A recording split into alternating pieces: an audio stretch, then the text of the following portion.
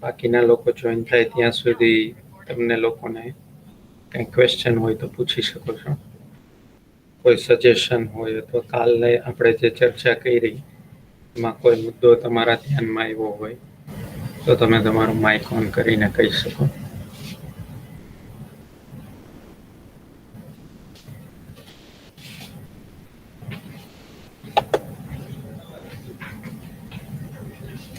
કાલે જે ડિસ્કશનના જે મુદ્દાઓ હતા એ તમારા ધ્યાનમાં આવ્યા હશે, તો એને લગતી કોઈ વધારે સ્પષ્ટતા જોઈતી હોય તો આપણે હજી ચર્ચા કરી શકીએ.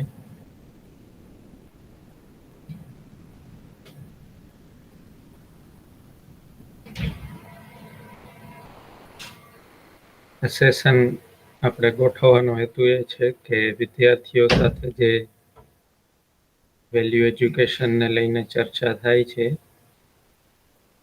એની માહિતી માતા પિતા સુધી બી પહોંચે, વાલીઓ સુધી બી પહોંચે, એમના પરિવારના સદસ્યો સુધી બી પહોંચે. તો એનાથી એક વિદ્યાર્થીના સર્વાંગી વિકાસમાં શિક્ષક અને માતા પિતાના સંયુક્ત પ્રયાસથી આપણે સારું પરિણામ મેળવી શકીએ. બીજું કે કાલે તમે એ ઓબ્ઝર્વ કર્યું હશે કે જે કોઈ આપણે વિષય વસ્તુ ચર્ચા કરીએ માત્ર વિદ્યાર્થી માટે જ નહીં પણ આપણા પોતાના માટે પણ એટલી જ ઇમ્પોર્ટન્ટ છે.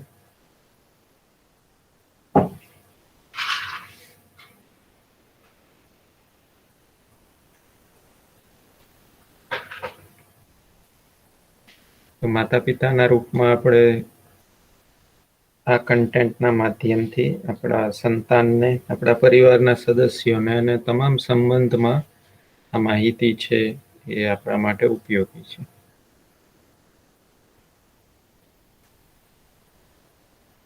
સાથે સાથે સર્વાંગી વિકાસ એ જો સ્પષ્ટ થાય તો એ ધ્યાન જાય કે અહીંયા આપણે ખાલી જોબ કે કોઈ બિઝનેસ કે એના દ્વારા સારી સેલેરી કે વધારેમાં વધારે ધન કમાવું, કોઈ પોઝિશન કે પોસ્ટ એચીવ કરવી,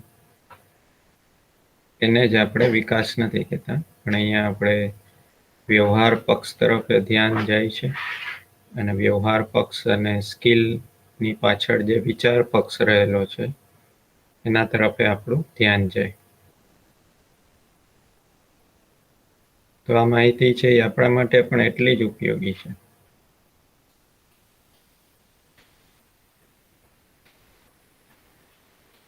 અને જેટલી આપણી સમજ હશે એટલી સમજ આપણે પરિવારમાં અથવા તો આપણા સંતાનો સુધી એ સમજ પહોંચશે જ.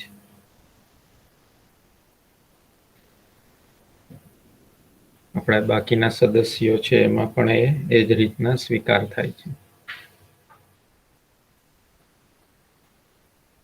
તો કાલની ચર્ચાને લઈને કોઈ તમારા પ્રશ્નો હોય, કંઈ સજેશન હોય અથવા કંઈ તમારે શેર કરવું હોય તો કરી શકો. કાલે આપણે જે ચર્ચાના મુદ્દાઓ હતા એ તમને કેવા લાગ્યા, બરાબર સમજાય છે, સ્વીકારવા લાયક લાગે છે કે નહીં એ પણ તમે શેર કરી શકો.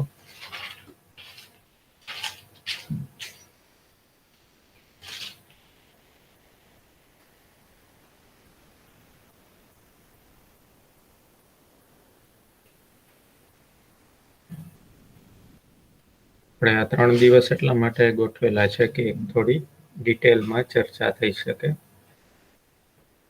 અને તમારા તરફથી પણ કોઈ ઇનપુટ છે એ આવે.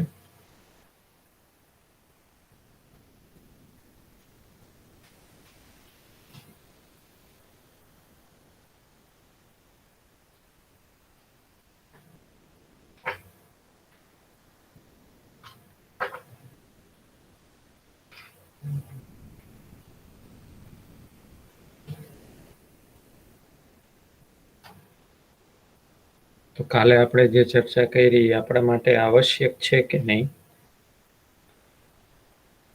એ આપણે કહી શકીએ.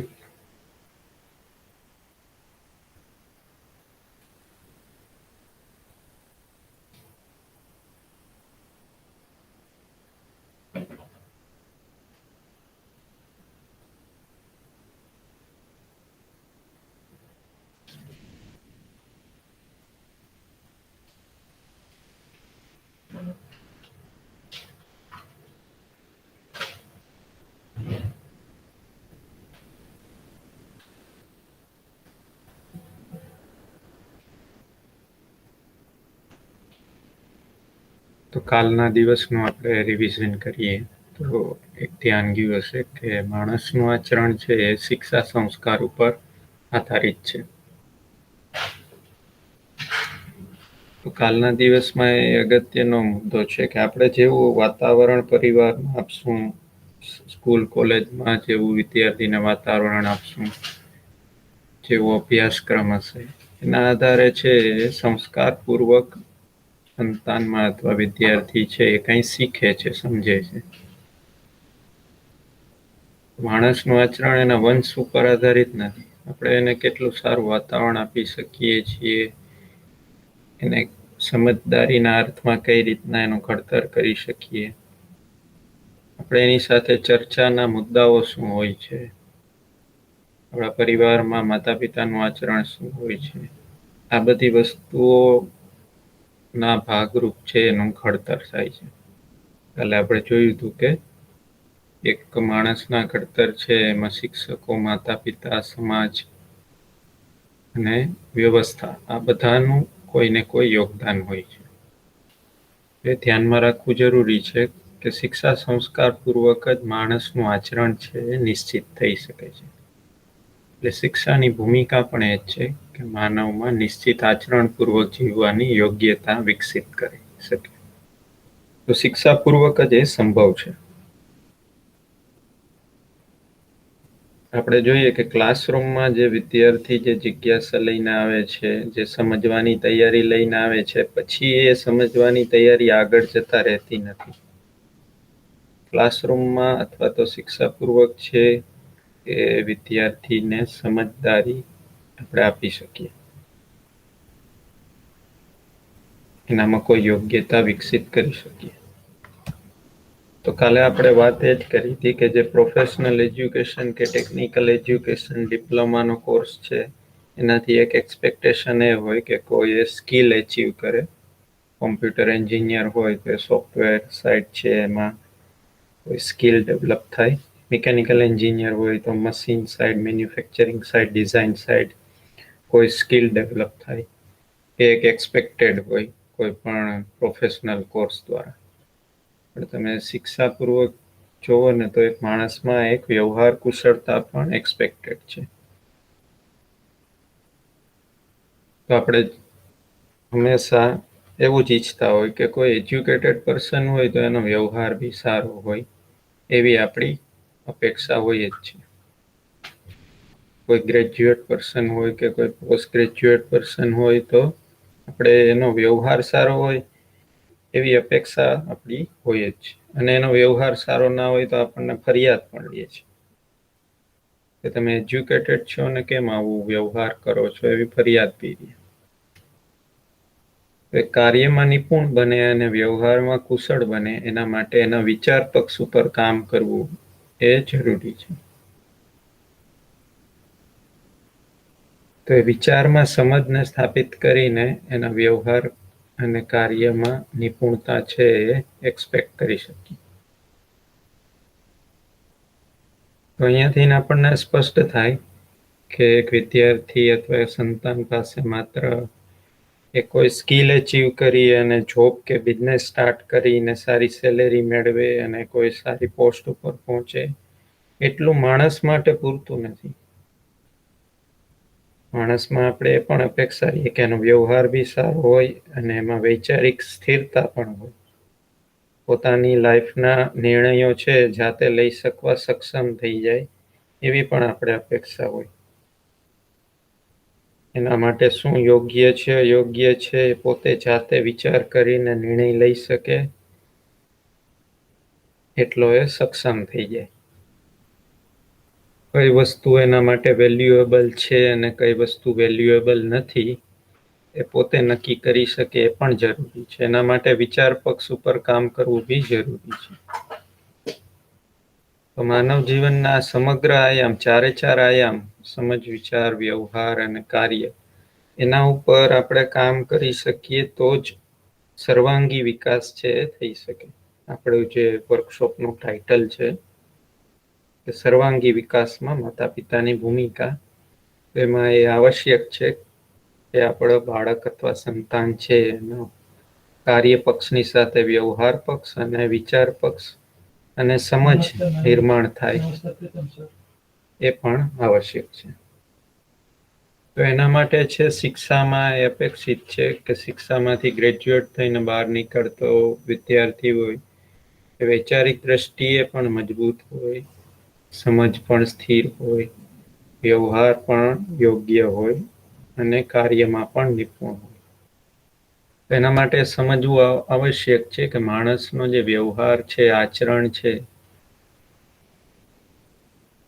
એની પાસેથી કઈ કઈ જવાબદારીઓ ની અપેક્ષા રાખવામાં આવે છે. તો માણસ વ્યવસાયના સ્થળે હોય કે નોકરીના સ્થળે હોય, પરિવારમાં હોય, સમાજમાં હોય કે કોઈ વ્યવસ્થામાં હોય, ત્યાં એની કોઈ જિમ્મેદારી અપેક્ષિત છે. જેમ કે આપણે પરિવારમાં તો આ સમજી શકીએ કે પરિવારમાં દરેક વ્યક્તિ પોતાની જિમ્મેદારી સાથે હોય તો જ પરિવાર છે એમાં વ્યવસ્થા બની રહે. બધા લોકો પોતપોતાની જિમ્મેદારી અને એકબીજાને સહયોગ કરી શકતા હોય તો જ પરિવાર છે પરિવારમાં વ્યવસ્થા બની શકે. એવી જ રીતના એક પરિવાર જ નહીં પણ બધા પરિવાર છે એ સમાજમાં પોતાની જિમ્મેદારી યોગ્ય રીતના નિભાવતા હોય ત્યારે જ સમાજ છે એમાં વ્યવસ્થા બની શકે, સમાજ છે એ વ્યવસ્થિત રહી શકે. દરેક સ્તર સાથે આપણે કનેક્ટેડ છીએ. કાલે આપણે વાત કરી હતી કે જેમ કે ગવર્મેન્ટ એક સિસ્ટમ છે, એજ્યુકેશન એક સિસ્ટમ છે, હેલ્થ સિસ્ટમ છે. આ બધી સિસ્ટમના ભાગરૂપ છે આપણો પરિવાર છે સુરક્ષિત રહી શકે છે. આજે આપણે ઘરમાં બેઠા છે તો ઇલેક્ટ્રિસિટી છે, વોટર કનેક્શન છે, આપણા રોડ રસ્તાની સફાઈ છે, આપણા બાળકોના એજ્યુકેશન માટે, હેલ્થ માટે કોઈ એક સિસ્ટમ કામ કરે છે, સમાજના અમુક લોકો કામ કરે છે. તો બધાના યોગદાનના ભાગરૂપ આપણો પરિવાર છે સ્વસ્થ રહી શકે, સુરક્ષિત રહી શકે, આપણું જીવવાનું છે સંભવ બને છે. એવી રીતના પ્રકૃતિનું બી યોગદાન છે કે આપણે અત્યારે જે શ્વાસ લઈએ છીએ તો આપણી પૃથ્વી ઉપર જ જીવન સંભવ છે કારણ કે અહીંયા ઓક્સિજન છે અથવા આપણા માનવને અનુકૂળ એવું વાતાવરણ સંભવ બની શક્યું છે. પાણી છે, હવા છે અને પૂરતી માત્રામાં આ શરીર માટે આવશ્યક એવો ખોરાક છે એ આ ધરતી ઉપર જ છે, બીજા કોઈ ગ્રહ ઉપર નથી. પ્રકૃતિ સાથે બી આપણે કનેક્ટેડ છીએ. પ્રકૃતિમાં વ્યવસ્થા બની રહે તો જ આપણું જીવવાનું સંભવ બને. પ્રદૂષણને કારણે શ્વાસ લેવાનું પણ ડિફિકલ્ટ બની જાય, માણસનું જીવવાનું છે એ મુશ્કેલીમાં મુકાઈ જાય. તો આપણે સ્વસ્થ છીએ, સુરક્ષિત છીએ, એમાં એક બહુ મોટી સિસ્ટમ કામ કરે છે, ઘણા બધા માણસો કામ કરે છે, ઘણા બધા પરિવાર, સમાજ છે, વ્યવસ્થા છે કામ કરે છે, પ્રકૃતિ છે એ કામ કરે છે. દરેક સ્તર ઉપર આપણી પણ કોઈ ભૂમિકા છે, આપણી પણ કોઈ રોલ એન્ડ રિસ્પોન્સિબિલિટી છે, આપણી પણ કોઈ જિમ્મેદારી છે. એ જિમ્મેદારી નિભાવીએ તો જ આ બધી વ્યવસ્થા છે બની રહી શકે. નહીંતર છે એ જિમ્મેદારીથી ભાગી જઈએ પરિવારથી લઈ, સમાજથી લઈ અને આખા વિશ્વ સુધી અવ્યવસ્થા છે ફેલાતી. એ જિમ્મેદારીને સમજવી આવશ્યક છે. કાલે આપણે એ જ વાત કરી હતી કે પેલા આપણને પોતાના વિશે સ્પષ્ટતા હોવી જરૂરી છે. આપણા સંબંધો વિશે કઈ કઈ જગ્યાએ આપણી કોઈ જિમ્મેદારી છે, જવાબદારી છે, આપણી કોઈ ભૂમિકા છે એ સમજવું આવશ્યક છે. અને ઓવરઓલ આ જે સિસ્ટમ છે, જે વ્યવસ્થા જે છે, સૃષ્ટિમાં જે વ્યવસ્થા છે અને વ્યવસ્થામાં મારી શું ભૂમિકા છે એ સમજવું આવશ્યક છે. તો આજના દિવસમાં છે આપણે સ્વયં વિશેની સમજ એટલે પોતાના વિશેની સમજ છે એને આપણે ડિસ્કસ કરશું.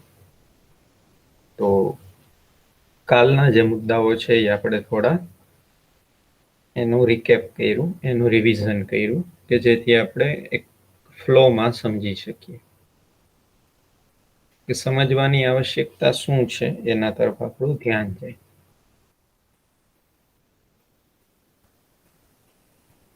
તો જેટલી આપણી સમજ હશે, આપણે પોતે જેટલા સ્પષ્ટ હશું, એનાથી આપણું વ્યક્તિત્વ છે એક સમાધાનિત સુંદર વ્યક્તિત્વ બને. અને એ વ્યક્તિત્વના ભાગરૂપ છે આપણી સાથે જોડાયેલા જેટલા બી સંબંધો છે એ પણ એનાથી પ્રેરિત થાય.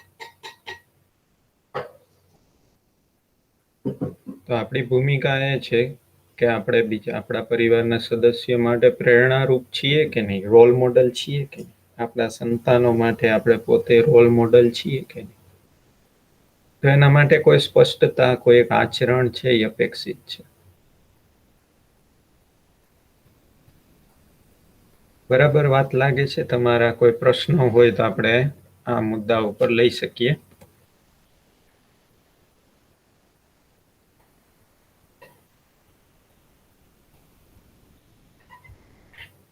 આપણે જે કોઈ વાત કરીએ છીએ એ સ્વીકાર થાય છે? એમાં કોઈ મુદ્દો એવો લાગતો હોય કે તમને એના વિશે વિરોધ થતો હોય અથવા તો તમને કોઈ સ્પષ્ટતા ન થતી હોય તો તમે પૂછી શકો. ડિસ્કશનના માધ્યમથી થોડી વધારે સ્પષ્ટતા થશે.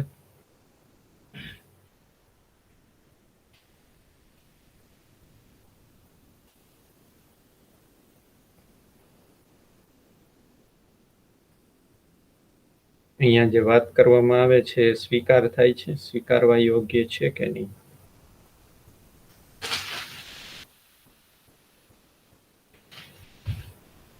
તમે ચેટ બોક્સમાં બી આન્સર આપી શકો અને માઇક ઓન કરીને બી આન્સર આપી શકો.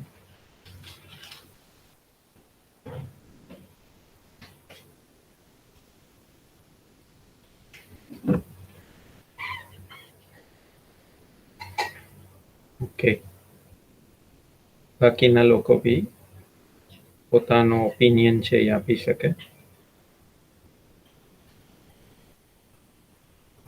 કાલના દિવસમાં અને આજે આપણે જે ચર્ચા કરવા માંગીએ છીએ તો એમાં તમારું ઇનપુટ છે એ મહત્વનું છે. તમે શું વિચારો છો એ અગત્યનું છે.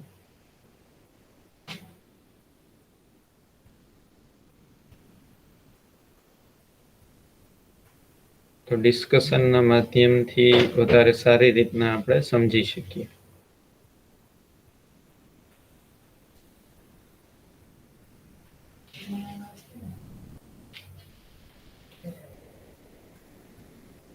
તો અહીંયા સ્વયં વિશેની સમજમાં છે આપણે ધ્યાન રાખશું કે આપણે પોતાની જાતને કેન્દ્રમાં રાખીને આપણે એના મુદ્દાઓ છે એ આપણે એને ઓબ્ઝર્વ કરશું અને પોતાનો ઓપિનિયન છે આપશું. તો હવે પછીના જે મુદ્દાઓ છે એમાં આપણે ધ્યાને રાખવાનું છે કે આપણે પોતાને સેન્ટરમાં રાખીને વિચારશું, પોતાની જાતને કેન્દ્રમાં રાખીને વિચારશું.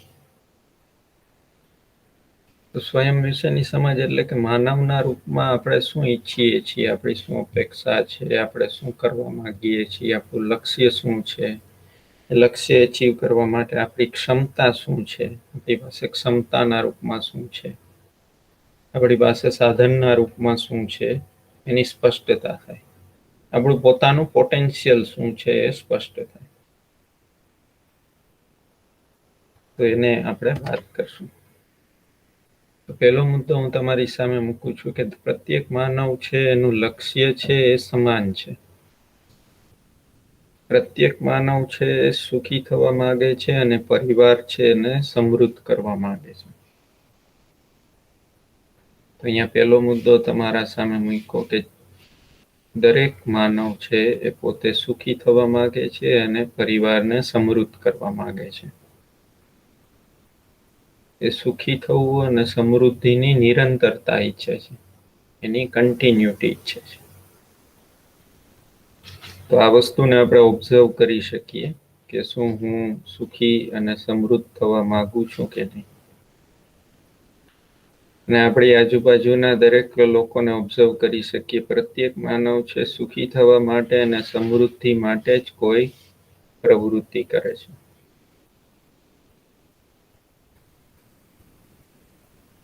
તો ઘરે મમ્મી હોય, ઘરે જે સ્ત્રીઓ હોય તો એ ઘરકામ જે સંભાળતા હોય, કે કોઈ ઓફિસે જતું હોય, કોઈ કારખાના ઉપર જતું હોય, બધાના પ્રવૃત્તિઓ અલગ અલગ હોઈ શકે. કોઈ સ્કૂલ કોલેજમાં જતું હોય, બધાની પ્રવૃત્તિ અલગ અલગ હોઈ શકે. અલ્ટિમેટલી અંતે તો એ સુખી થવા અને સમૃદ્ધિ માટે જ કોઈ પ્રવૃત્તિ કરે છે. એની ઈચ્છા તો એ જ છે. તો આ પેલું સ્ટેટમેન્ટ છે, એને આપણે બરાબર તપાસીએ. પ્રત્યેક માનવ સુખી અને સમૃદ્ધ થવા માંગે છે અને એની નિરંતરતા ઈચ્છે છે. એ કન્ટિન્યુ રહે, સુખી થવું અને સમૃદ્ધિ કન્ટિન્યુ રહે એવું ઈચ્છે છે. તો આ વાત છે, સ્વીકાર થાય છે. આ આપણા માટે જ નહીં, પ્રત્યેક માનવ માટે લાગુ પડતી આ બાબત છે. એને તમે ઓબ્ઝર્વ કરી શકો. આ વાત બરાબર લાગે છે?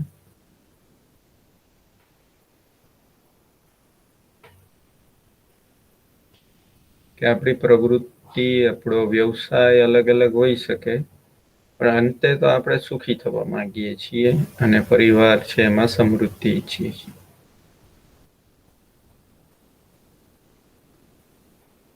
આ વાત સ્વીકાર થાય છે?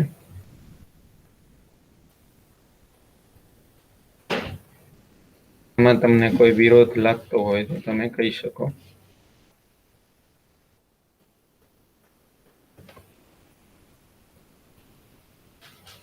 આપણે આપણી પ્રવૃત્તિને ઓબ્ઝર્વ કરીએ કે શા માટે આપણે કોઈ પ્રવૃત્તિ આરંભીએ છીએ.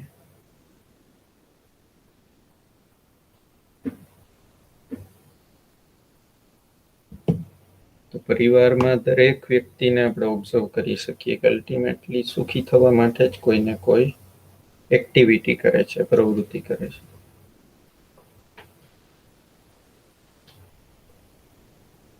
અથવા તો આપણે એમ પણ વિચારી શકીએ કે જે પ્રવૃત્તિથી દુઃખી થવાતું હોય એવું આપણે શા માટે કરીએ.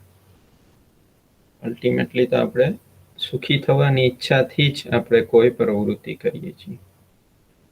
હા, પછી એવું બની શકે કે આપણે સુખી થઈએ કે નહીં, પણ ઈચ્છામાં તો આપણે એવું જ હોય છે કે મારે સુખી થવું છે. આ વસ્તુ બરાબર લાગે છે? આ વાત બરાબર લાગે છે?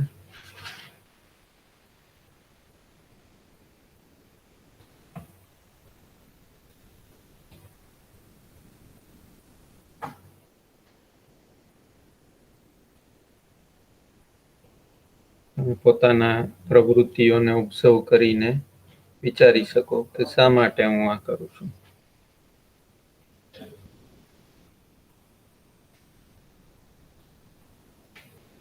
તમે તમારું માઇક ઓન કરીને બી બોલી શકો. બધી પ્રવૃત્તિ આપણે સુખી થવા માટે જ કરીએ છીએ કે નહીં?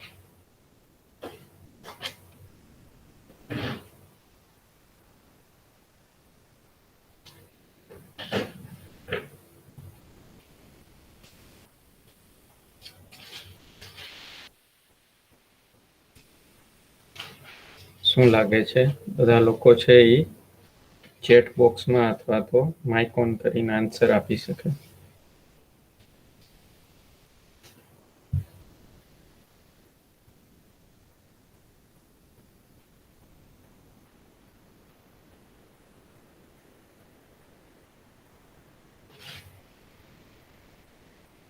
તો જો આ વસ્તુનો સ્વીકાર થશે પછી ખ્યાલ આવશે કે એકચ્યુઅલી સુખી થવા માટેના આપણે જે રસ્તા પસંદ કરેલા છે એ બરાબર છે કે નહીં, અથવા તો આપણે જે એરિયામાં સુખને શોધીએ છીએ એ તરફ આપણે આગળ વધી શકીશું કે નહીં.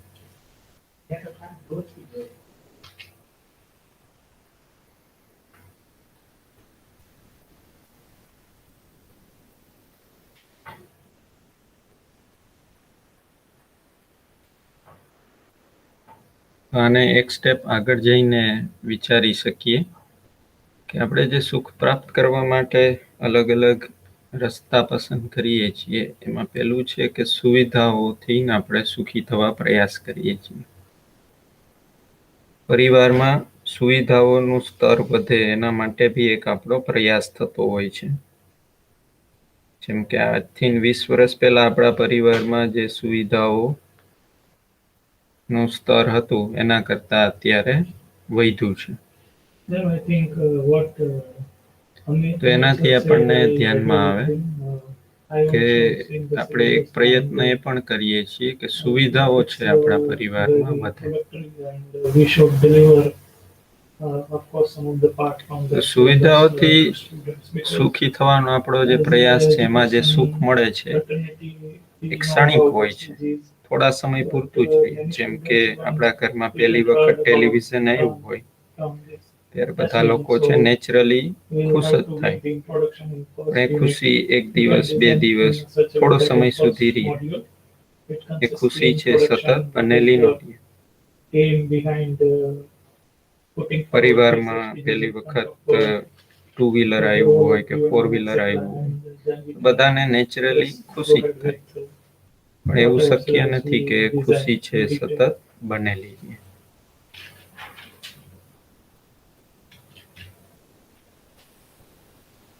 તમે કોઈ પરિવારમાં સારી વાનગી બનાવો તો બધા લોકો છે એને જમતી વખતે બધાને મજા જ આવે, પણ એવું નથી કે મજા છે બનેલી જ રહે, એ નિરંતર રહે, એ થોડો સમય સુધી જ રહે. તો સુવિધાઓથી જે કોઈ સુખ પ્રાપ્ત થાય છે એ ક્ષણિક રહે છે. એ આપણે અહીંયા ધ્યાનમાં લેવા જેવો મુદ્દો છે. બરાબર છે? આ વાત બરાબર લાગે છે?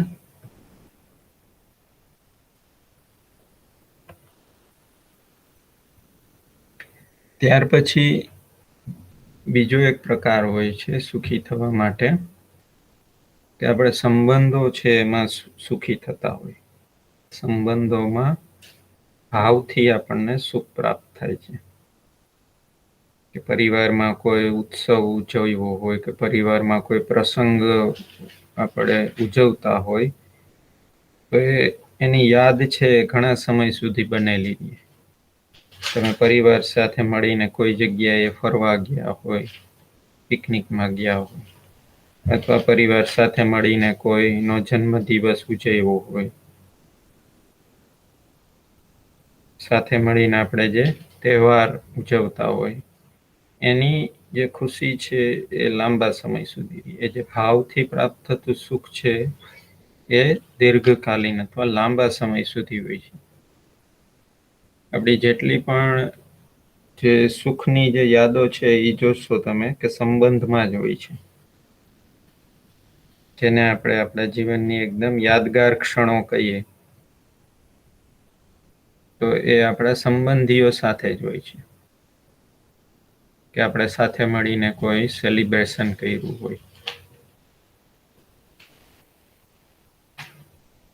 તો સંબંધોમાં ભાવથી પ્રાપ્ત થતું સુખ છે એ લાંબા સમય સુધી બનેલું છે. અને સમજથી પ્રાપ્ત થતું સુખ છે એ નિરંતર હોય છે. જ્યારે કોઈ વસ્તુ આપણને સમજાઈ જાય, આપણા વિચારોમાં સ્ટેબલ થઈ જાય, આપણને કોઈ સોલ્યુશન મળી જાય, તો એનાથી જે સુખ આપણને પ્રાપ્ત થાય છે એ નિરંતર બની રહે છે.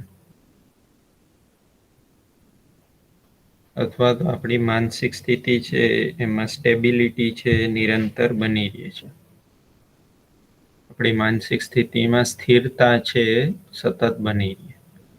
કોઈ નિયમ આપણને સમજાઈ જાય, માણસ આપણને સમજાઈ જાય, તો માણસ સાથે એ સમજથી જીવતા જીવતા આપણનું સુખ છે નિરંતર બનેલું. આપણને પોતાના વિશે છે સ્પષ્ટતા થઈ જાય, તો એ સુખ છે નિરંતર બનેલું છે. મારો શું ભૂમિકા છે, મારો રોલ એન્ડ રિસ્પોન્સિબિલિટી શું છે, મારી જિમ્મેદારી શું છે એ મને સ્પષ્ટ થઈ જાય. મારે કરવાનું શું છે એ મને સ્પષ્ટ થઈ જાય, તો એનું સુખ છે નિરંતર હંમેશા બનેલું. તો સમજદારીપૂર્વક સ્પષ્ટતા જીવનમાં હોય એનાથી જે સુખ છે નિરંતર બનેલું.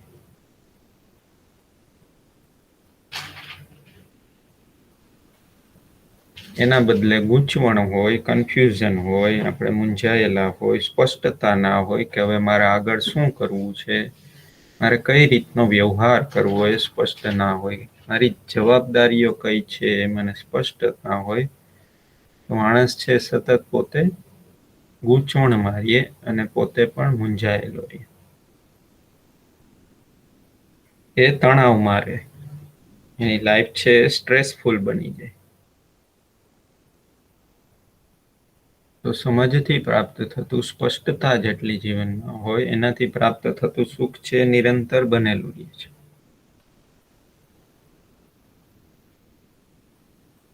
અને આપણે આગળ ઉદાહરણ દ્વારા ઓબ્ઝર્વ પણ કરશું. આમાં કોઈ પ્રશ્ન હોય, તમારા કોઈ ઓપિનિયન હોય, તમે કંઈ ઓબ્ઝર્વેશન લીધું હોય તો તમે શેર કરી શકો, મારી સાથે ડિસ્કશન કરી શકો. વાત બરાબર લાગે છે?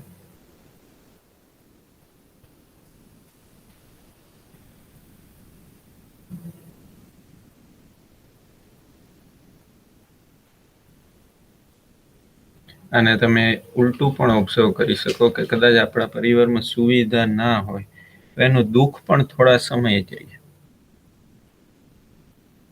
સુખ પણ થોડા સમય જ રહે, દુઃખ પણ થોડા સમય રહે. સંબંધોમાં ભાવથી પ્રાપ્ત થતું સુખ લાંબા સમય સુધીનું હોય, અને સંબંધોમાં જો અભાવ હોય, આપણી અંદર કોઈ અભાવ હોય તો એનાથી જે દુઃખ બનેલું રહે એ પણ લાંબા સમય સુધી બનેલું રહે. અને જીવનમાં આપણે જે ગૂંચવાયેલા હોય તો નિરંતરતામાં આપણી અંદર છે નિરાશા છે બનેલી રહે, મૂંઝવણ છે બનેલી રહે, સ્ટ્રેસ છે એ બનેલો રહે. સુવિધાથી પ્રાપ્ત થતું સુખ પણ ક્ષણિક છે, અને સુવિધાનો જો અભાવ હોય તો એનાથી જે દુઃખ છે એ પણ થોડા સમય પૂરતું જ રહે. સંબંધોમાં ભાવથી પ્રાપ્ત થતું સુખ પણ લાંબા સમયનું છે, અને જે સંબંધોમાં જો અભાવ હોય એનાથી જે દુઃખ પ્રાપ્ત થાય એ લાંબા સમય સુધી બનેલું.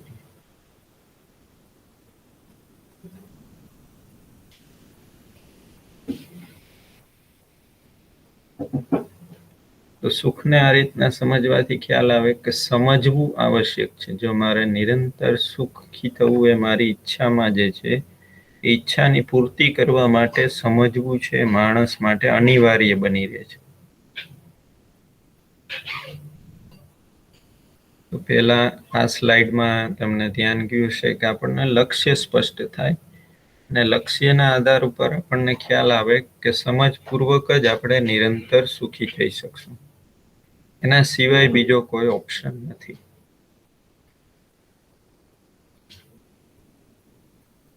એવું નહીં થઈ શકે કે આપણને આપણી અંદર કોઈ ગેરસમજ હોય કે કોઈ બીજી માન્યતાઓ હોય તો એના આધાર ઉપર આપણે નિરંતર સુખી થઈ શકશું. આપણી જે નિરંતર સુખી થવાની ઈચ્છા છે એ સમજપૂર્વક જ પૂરી થઈ શકે.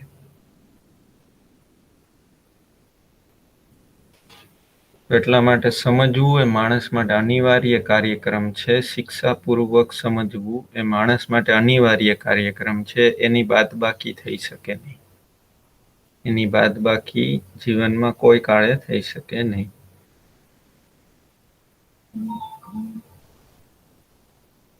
અથવા સમજવાને આપણે જો બાયપાસ કરીએ તો આપણું દુઃખી રહેવું, સ્ટ્રેસમાં રહેવું, કન્ફ્યુઝનમાં રહેવું એ બનેલું રહીએ.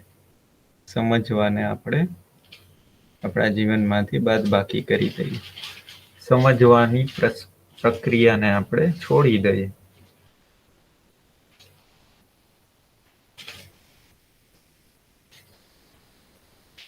તો આ 3 પ્રકારના જે સુખ છે એને આપણે આગળ ઉદાહરણ દ્વારા બી સમજશું. તો અહીંયા એ સ્પષ્ટ થવું જરૂરી છે કે માનવ એટલે શું. આપણે જ્યારે એ પ્રશ્ન થાય સ્વાભાવિક રૂપમાં કે માનવને જ્યારે સમજવા માટે આપણે પ્રયાસ કરીએ છીએ, સ્વયંને સમજવા માટે આપણે જે પ્રયાસ કરીએ છીએ, ત્યારે માનવના રૂપમાં જ્યારે આપણે આપણી જાતને ઓબ્ઝર્વ કરીએ તો શું શું ધ્યાનમાં આવે? આ ખૂબ અગત્યનો મુદ્દો છે અને એના ઉપર ધ્યાન જશે તો આપણને ઘણા બધા પ્રશ્નોના સોલ્યુશન મળી જશે. માનવના રૂપમાં આપણે પોતાની જાતને ઓબ્ઝર્વ કરીએ ત્યારે પહેલા તો એક શરીર ધ્યાનમાં આવે. હાથ પગ અને આપણા જે બાહ્ય અંગો છે એની સાથે સાથે આપણા જે આંતરિક અંગો છે એ પણ આપણે ફીલ કરી શકીએ. હૃદય છે, ફેફસા છે, કિડની છે, મગજ છે. આ એક શરીર છે, ધ્યાનમાં આવે. હવે આપણે ઓબ્ઝર્વ કરી શકીએ કે આ શરીર છે એને કોઈ કમાન્ડ આપવા વાળી એન્ટિટી છે, જેને આપણે હું કહીએ છીએ કે હું કરું છું, હું બોલું છું, હું સાંભળું છું. તો જ્યારે આપણે એ હું ને ઓળખવા જઈએ ત્યારે ખ્યાલ આવે કે એ શરીરને કમાન્ડ આપે છે, શરીરને આદેશ આપે છે, ત્યારે શરીર છે કાર્યરત બને છે. તો જેમ કે મારો હાથ ઊંચો કરવો હોય તો એ ઈચ્છાપૂર્વક થઈ શકે. એમાં કોઈ ઈચ્છા હોવી, મનનું જોડાયેલું હોવું આવશ્યક છે. જેમ કે સાંભળવાની ક્રિયા, તમારું મન જ ન હોય, તમારી ઈચ્છા જ ન હોય, તમે સાંભળી શકો નહીં. કાન ઉપર શબ્દો પડતા રહીએ. તો શરીર છે, કાન છે, કાનની હાજરી છે, કાન ઉપર શબ્દો પડે છે, ધ્વનિ પડે છે, પણ ધ્યાન ન હોય, મન ન હોય તો સંભળાય નહીં. આવો આપણે બધાને અનુભવ થયેલો હશે. ઘણી વખત કોઈ આપણે આ સામે આખી વાત મૂકી દઈએ, પછી આપણે છેલ્લે કહીએ કે તમે શું કહેવા માંગતા હતા, ફરીથી રિપીટ કરો ને. એનો મતલબ કે વાત તો કાન ઉપર અવાજ તો પડે છે, પણ આપણું ધ્યાન નહોતું. તો એ ધ્યાન છે એને જ આપણે મન, વૃત્તિ, ચિત્ત, બુદ્ધિ, આત્મા એટલે કે જીવન કહીએ છીએ. આપણું મન હોય તો જ આપણે સાંભળી શકીએ. આપણી ઈચ્છા હોય તો જ આપણે સાંભળી શકીએ. આ વસ્તુ આપણે ઓબ્ઝર્વ કરેલી જ હશે. ઈચ્છા હોય તો જ આપણે બોલી શકીએ. આપણું ધ્યાન હોય તો જ આપણે બોલી શકીએ. તો નિર્ણયપૂર્વક આપણે કોઈ એક્ટિવિટી કરીએ છીએ. આપણે પોતે જ કરીએ છીએ કે હું બોલું છું. એમ જ્યારે બોલીએ ત્યારે આપણો પોતાનો નિર્ણય એમાં સામેલ હોય છે. એ નિર્ણય કરવા વાળી વસ્તુ છે શરીરથી અલગ છે, જેને આપણે મન કહીએ છીએ, વૃત્તિ કહીએ છીએ, ચિત્ત કહીએ છીએ. તો હ્યુમન બિઈંગમાં, માનવમાં બે એન્ટિટી છે, એક શરીર છે અને એક જીવન છે, કે જેમાં મન, વૃત્તિ, ચિત્ત, બુદ્ધિ અને આત્મા છે. આ બંનેના કોઈ સ્વતંત્ર ક્રિયાઓ છે અને બંને સાથે મળીને બી કોઈ ક્રિયાઓ કરે છે. જેમ કે અત્યારે બી આપણે અહીંયા સેશનમાં, આ વર્કશોપમાં જોડાણા છે તો આપણી કોઈ ઈચ્છા છે. આપણે ઈચ્છાપૂર્વક છે જોડાણા છે. શું ઈચ્છા હોઈ શકે? એક ઈચ્છા હોઈ શકે કે આ વર્કશોપથી આપણને કોઈ આપણા માટે ઉપયોગી થાય, આપણા જીવનને સરળ બનાવી શકે, સ્વસ્થ બનાવી શકે, વધારે મિનિંગફુલ બનાવી શકે એવી કોઈ વાત આપણને સમજવા મળશે. એટલે કે આપણા સુખમાં કોઈ વધારો થશે. આવી એક આપણી કોઈ અપેક્ષા હોય, ઈચ્છા હોય. ત્યારે જ આપણે કોઈ આ સેશનમાં જોડાવા માટે પ્રવૃત્ત થઈએ છીએ. જેમ કે બીજા લોકો નથી જોડાણા તો એની ઈચ્છા કોઈ બીજી જગ્યાએ હશે, પણ ઈચ્છા તો હોય છે. ઈચ્છાપૂર્વક જ આપણે કોઈ પ્રવૃત્તિ કરીએ છીએ. એના મૂળમાં જઈએ તો આપણે કોઈ સુખી થવા માંગીએ છીએ અને સુખી થવાના આધાર ઉપર આપણે કોઈ ઈચ્છા કરીએ છીએ.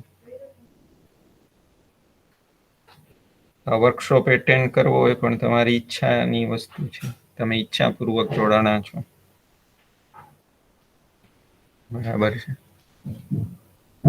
આગળ પણ વર્કશોપ પૂરો થશે અને તમે કોઈ પ્રવૃત્તિ કરશો તો પણ એ તમારી ઈચ્છાની સાથે જ થશે. ઈચ્છાના મૂળમાં છે સુખી થવાની મૂળ આપણી જે ચાહના છે એ સમાયેલી હોય છે. એવી રીતના આપણે વિચાર પણ કરતા હોઈએ છીએ. તો એ સુખી થવા માટેના જે કોઈ ઓપ્શન છે આપણી પાસે, જેટલા પણ વિકલ્પ છે, એમાંથી બેસ્ટ ઓપ્શન કયો છે, બેસ્ટ વિકલ્પ કયો છે આપણા માટે, એ શોધવા માટે હંમેશા વિચાર છે પ્રવૃત્ત થતો હોય. તો ઈચ્છા બી છે અને વિચાર બી સામેલ જ હોય છે. જેમ કે આપણે અહીંથી અમદાવાદ જવું છે, તો પહેલી વસ્તુ છે ઈચ્છા છે એ સામેલ છે. પછી એમાંથી ને આપણે બેસ્ટ ઓપ્શન છે સિલેક્ટ કરીએ કે બસથી જવું છે, ટ્રેનથી જવું છે, ફ્લાઇટથી જવું છે, પોતાની કાર લઈને જવું છે. તો વિચાર છે એ હંમેશા સુખી થવા માટેની આપણી જે મૂળભૂત ઈચ્છા છે એમાંથી બેસ્ટ ઓપ્શન છે એ સિલેક્ટ કરવા તરફ છે વિચાર હંમેશા ચાલતો હોય. ત્યાર પછી અંતે મન દ્વારા આપણે કોઈ ઓપ્શન છે સિલેક્ટ કરીએ છીએ, અને એના દ્વારા આપણે કોઈ એક્ટિવિટી કરીએ છીએ. જેમ કે સાંભળવું એ પણ એક એક્ટિવિટી છે, બોલવું એ પણ એક એક્ટિવિટી છે, ચાલવું એ પણ એક્ટિવિટી છે. બધી એક્ટિવિટી છે એમાં આપણી મનવૃત્તિ ચિત્ત, આપણી ઈચ્છા વિચાર આશા છે જોડાયેલી જ હોય છે.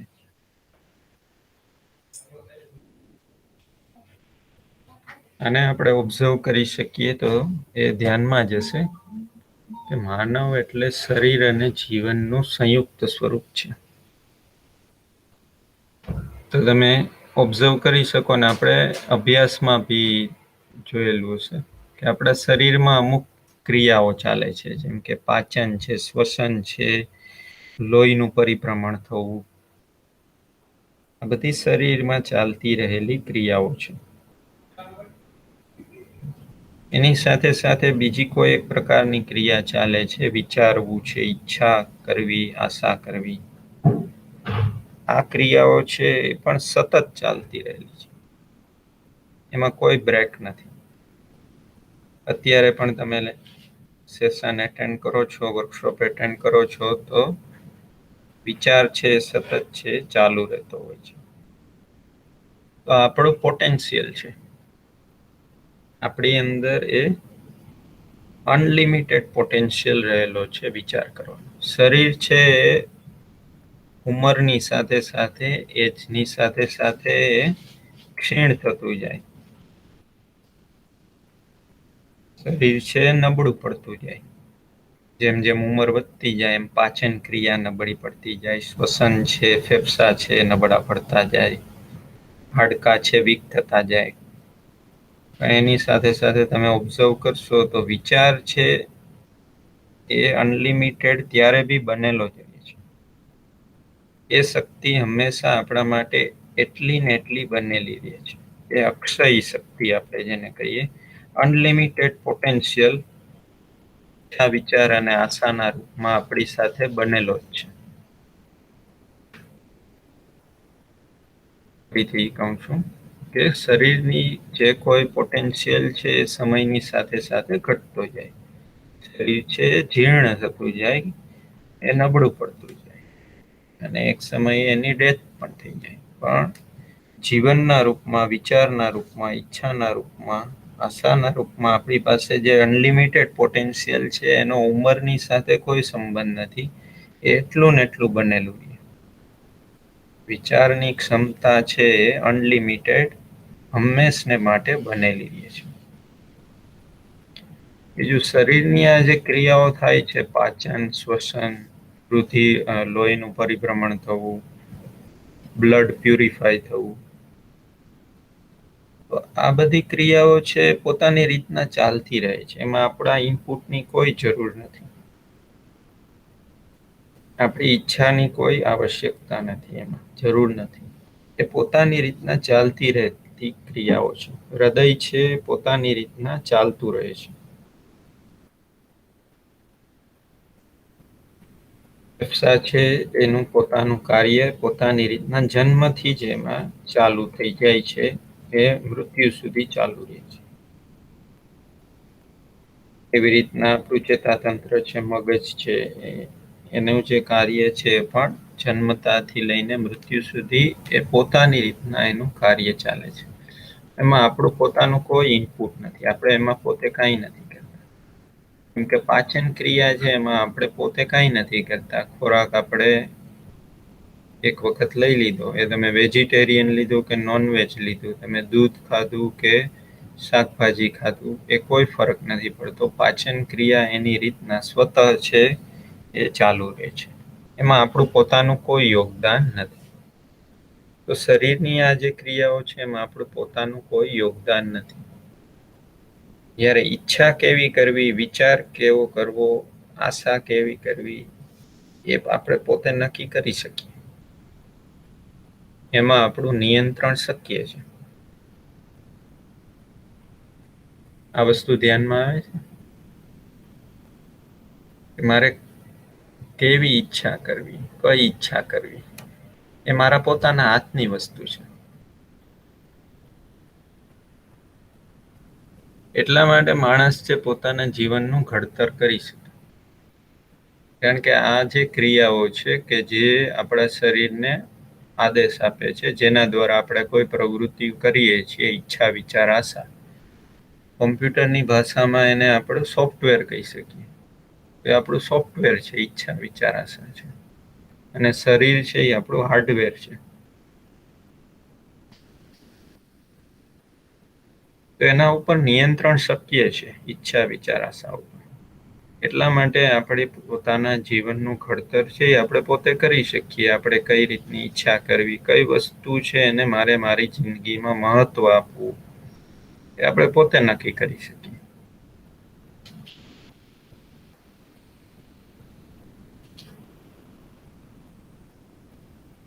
એટલા માટે સ્વ અનુશાસન છે શક્ય છે. જો વિચાર ઉપર, ઈચ્છા ઉપર કામ કરવામાં આવે, એનું યોગ્ય રીતના એને દિશા આપવામાં આવે, વિચારને, ઈચ્છાને, તો લાઈફમાં સેલ્ફ ડિસિપ્લિન છે પોસિબલ છે. આપણી લાઈફ છે આપણા હાથમાં નિયંત્રણમાં રહે.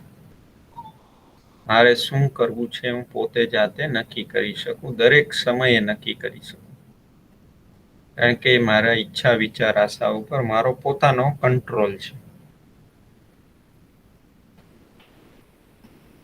આ વાત સૌથી અગત્યની છે આપણા વર્કશોપની, કે ઈચ્છા, વિચાર, આશા છે એના ઉપર મારું પોતાનું નિયંત્રણ શક્ય છે.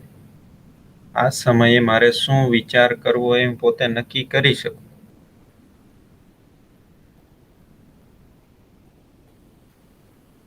એટલા માટે આપણી લાઈફ માટે જવાબદાર પણ આપણે પોતે જ છીએ. તો આ જે અનલિમિટેડ પોટેન્શિયલ જે આપણને મળેલો છે ઈચ્છા, વિચાર, આશાના રૂપમાં, એને આપણે કઈ ડાયરેક્શનમાં એનો ઉપયોગ કરીએ છીએ એ હવે આપણા માટે મહત્વનું થઈ ગયું. એનો આપણે સદુપયોગ બી કરી શકીએ અને એનો દુરુપયોગ બી થઈ શકે. જેમ કે આપણા લક્ષ્ય જે છે સુખી થવું અને નિરંતર સમૃદ્ધિ તરફ આગળ વધવું, એ દિશામાં આપણે આપણી ઈચ્છા, વિચાર, આશાને ઉપયોગમાં ન લેતા કોઈ અનનેસેસરી જે આપણા જીવન માટે બિલકુલ આવશ્યક નથી એ જગ્યાએ આપણો વિચાર અને ઈચ્છા છે એ આપણે રોકીએ તો એનો દુરુપયોગ છે. તો આપણે જે ઈચ્છા, વિચાર, આશા છે એ યોગ્ય જગ્યાએ આપણે ઇન્વેસ્ટ કરીએ છીએ કે ખોટી જગ્યાએ આપણો જે પોટેન્શિયલ છે ઈચ્છા, વિચાર, આશાના રૂપમાં એ રોકાયેલો રહે છે. ખોટી જગ્યાએ જે રોકાય છે એ જ આપણા માટે દુઃખનું કારણ, અસંતોષનું કારણ બને છે.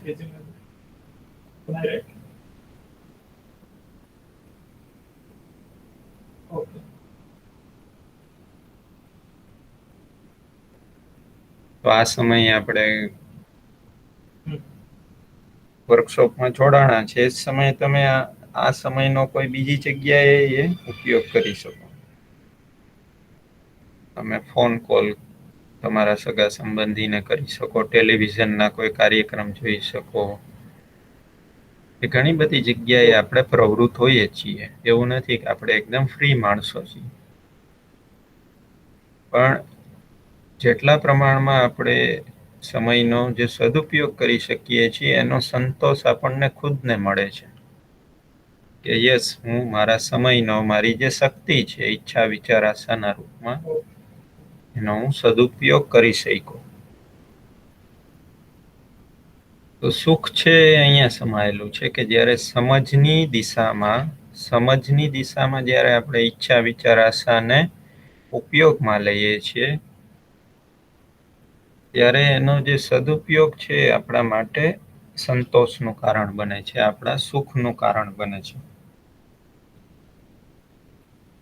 આપણે અહીંયા એક આપણી જિંદગીમાંથી એક ઓબ્ઝર્વેશન લઈ શકીએ કે હું મારા સમયનો, મારી અંદર જે શક્તિ છે એનો હું સદુપયોગ કરું છું કે નહીં, એને હું લક્ષ્યની દિશામાં લગાડું છું કે નહીં,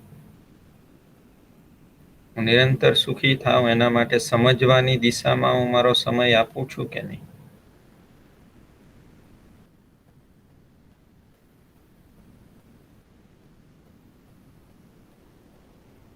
તો આપણી અંદર સ્પષ્ટતા વધે એના માટે આપણે આપણી ઈચ્છા વિચાર આશાનો ઉપયોગ કરીએ છીએ કે નહીં.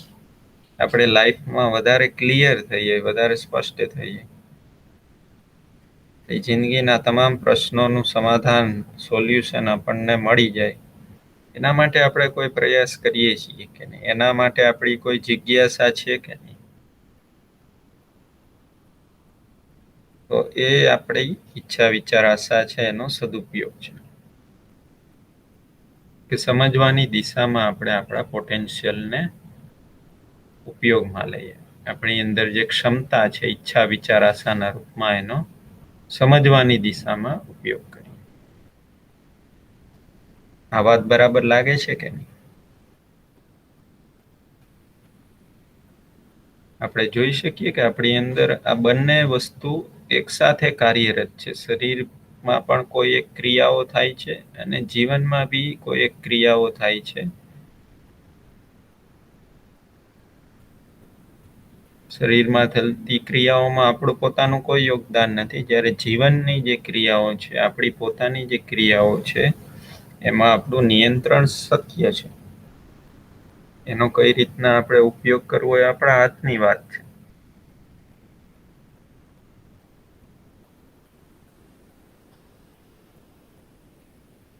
આ વાત સમજાય છે?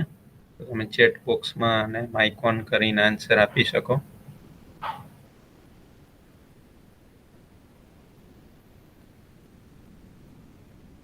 અત્યારે જે લોકો જોડાયેલા છે એ આન્સર આપે. અન્વી પરમાર, ધ્રુવી વસોયા, સાથે સાથે બાકીના લોકો બી જે જોડાયેલા છે, થેન્ક યુ. મારા આન્સરથી મને ખ્યાલમાં આવે કે તમને સમજાણું છે કે નહીં, કે રિપીટ કરવાની જરૂર છે કે નહીં. મિત, પરમાર, અનિલ. તો માતા પિતા અને પરિવાર, તમે બધા લોકો એક સાથે એટેન્ડ કરતા હશો, તો એ સમયે તમે શું વિચારો છો એ પણ મારા માટે અગત્યનું છે. વાત મિનિંગફુલ લાગે છે? બરાબર લાગે છે? લોજિકલ લાગે છે? સમજાય એવી લાગે છે કે નહીં?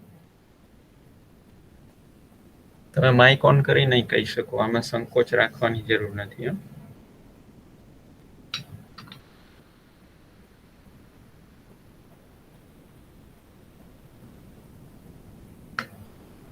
યસ.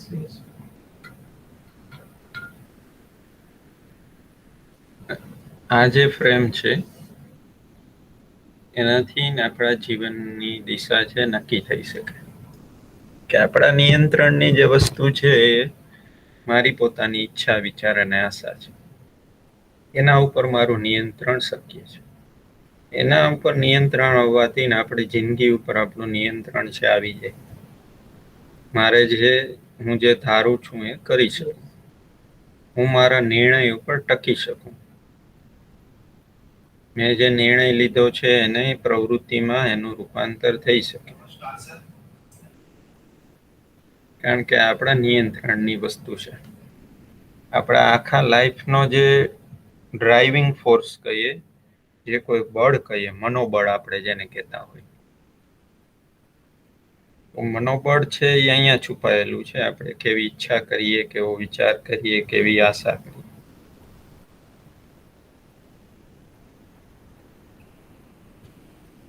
તો આ બળનો આપણે કઈ રીતના ઉપયોગ કરીએ છીએ એનાથી આપણી જિંદગી છે નક્કી થાય. આટલું જો સમજાય તો આપણે બીજાને દોષ દેવાથી બચી જઈએ. કારણ કે આપણા નિયંત્રણમાં છે આપણે શું વિચાર કરવો. એ પોઝિટિવ વિચાર કરવો કે નેગેટિવ વિચાર કરવો.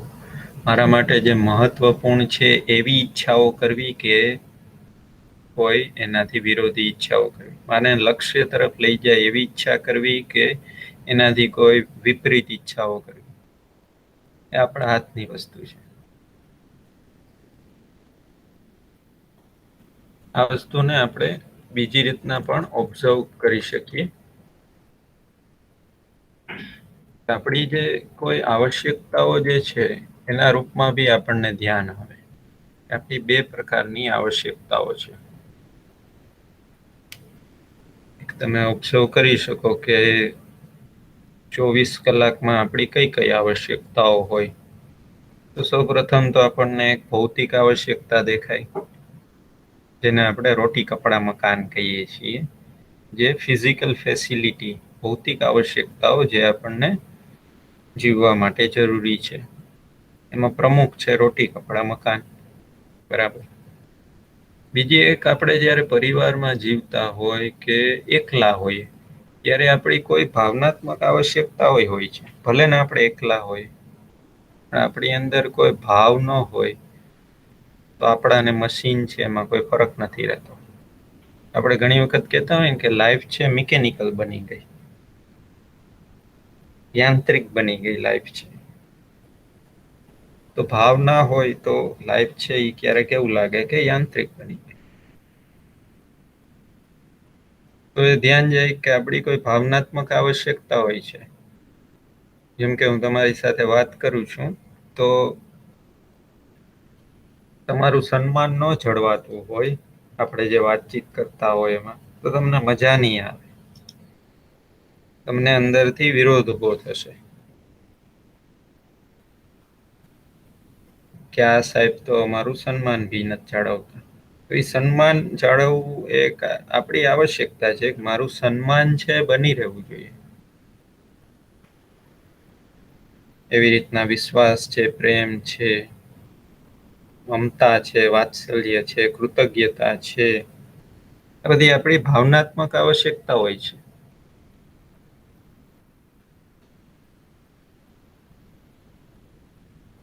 જો આપણને એક હોય ને કે કોઈ મારું ધ્યાન રાખે, કોઈ મારી સાર સંભાળ લે, કોઈ મને સ્નેહથી બોલાવે, મારી સાથે વાતચીત કરતી વખતે મારું માન જાળવે, આવી પણ આપણી એક આવશ્યકતા હોય છે.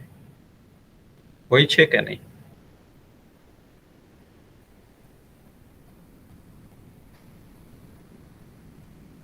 કે આ જો આપણે ઓબ્ઝર્વ કરી શકીએ તો ધ્યાનમાં આવે કે ખાલી ફિઝિકલ ફેસિલિટી, ભૌતિક સુવિધાઓ મેળવવી એનાથી પૂરતું નથી. એ પણ આવશ્યક જ છે ભૌતિક સુવિધાઓ મેળવવી. હવે એક આપણે એ પણ ઓબ્ઝર્વ કરી શકીએ કે જે કોઈ ભૌતિક આવશ્યકતાઓ છે એની જરૂરિયાત સમય અનુસાર છે. તમે જીવનમાં એક વખત સરસ મકાન બનાવી લીધું, તમારી પરિવારની જેટલી આવશ્યકતા છે, હવે તમારે રોજ એનો વિચાર કરવાની જરૂર નથી. તમે વર્ષમાં તમારી આવશ્યકતા અનુસાર 3 થી 4 જોડી કપડાં તમે પરચેસ કરી લીધા, એનો રોજ હવે વિચાર કરવાની જરૂર નથી. તો સમય અનુસાર એની જરૂરિયાત છે. એવી રીતના ભોજન છે.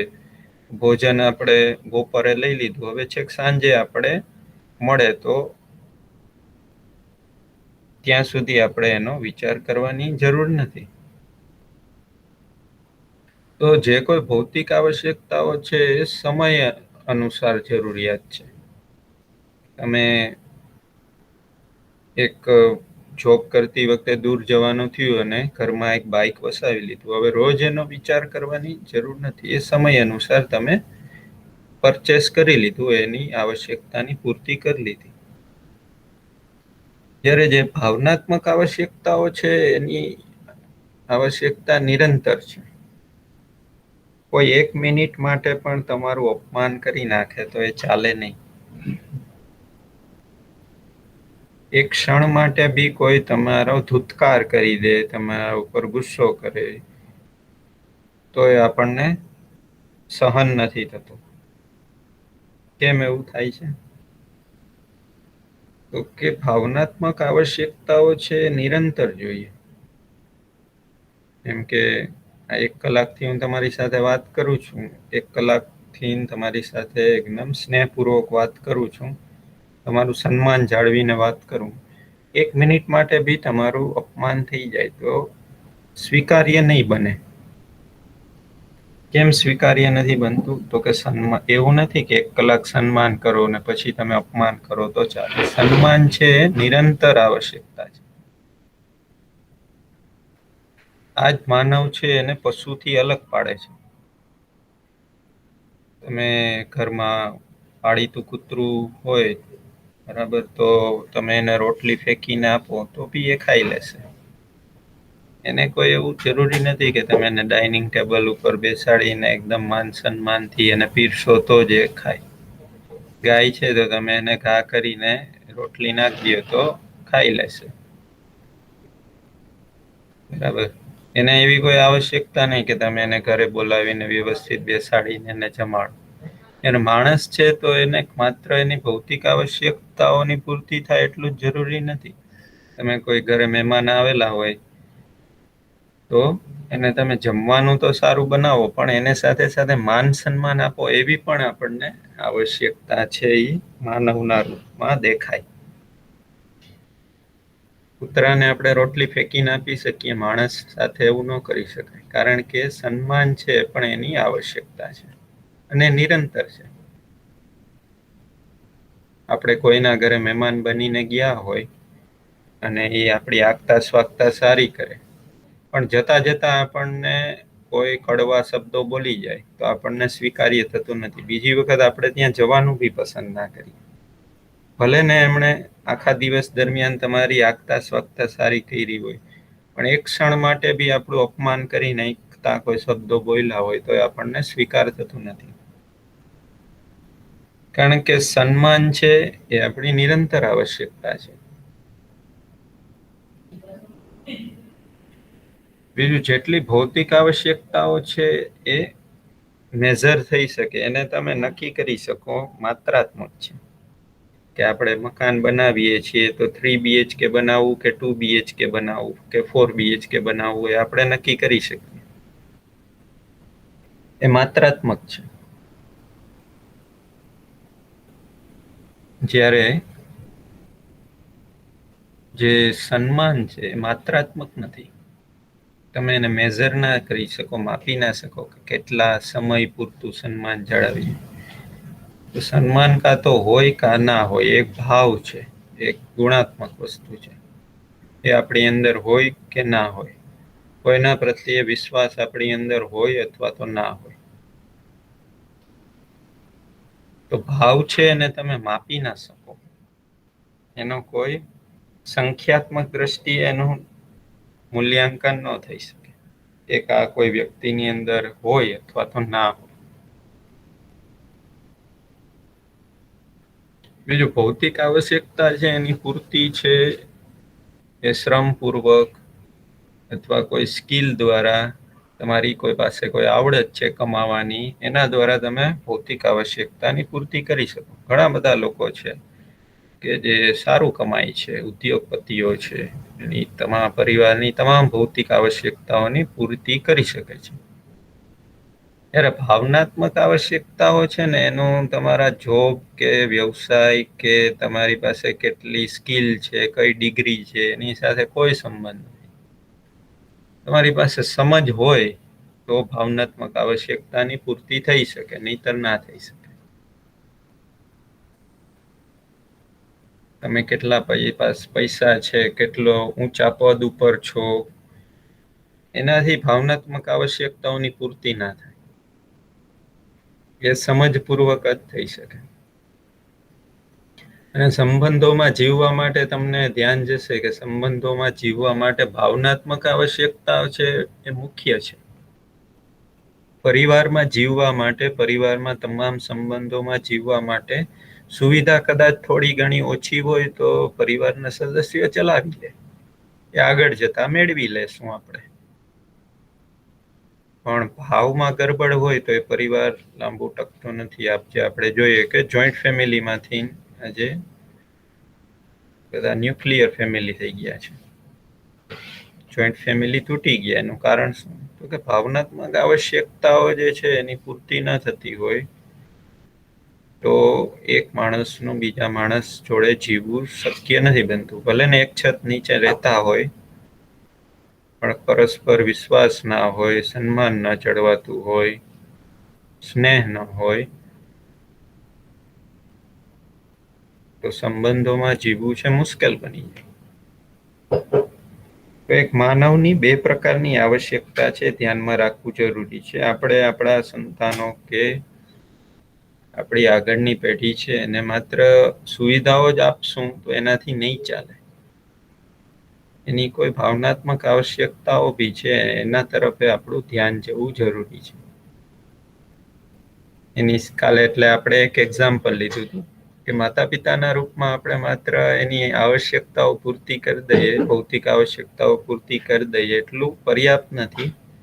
ને સમય આપવો એ પણ એક જરૂરી વસ્તુ છે. એની સાથે બેસીને વાત કરવી એ પણ જરૂરી વસ્તુ છે. એની વાત સાંભળવી એ પણ જરૂરી વસ્તુ છે. ક્યાંક ને ક્યાંક ભાવ હોય તો જ આ વસ્તુ પોસિબલ બને.